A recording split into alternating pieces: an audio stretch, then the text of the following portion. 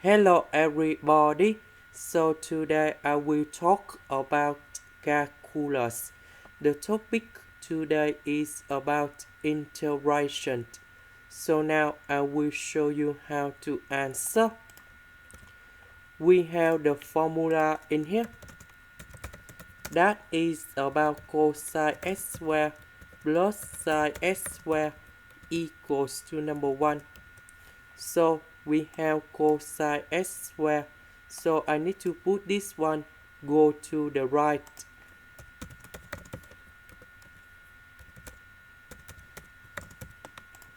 So we need to change cosine x squared into 1 minus sine x squared.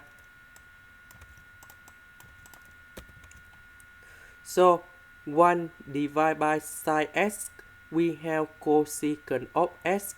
Sine x squared divided by sine x, you got about sine x.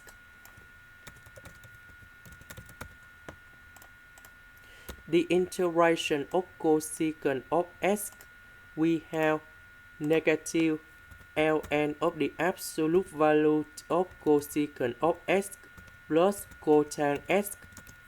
The integration of negative sine x, we have positive cosine x, and we put about c. Now we do similar for the second one, but we need to change about sine x squared.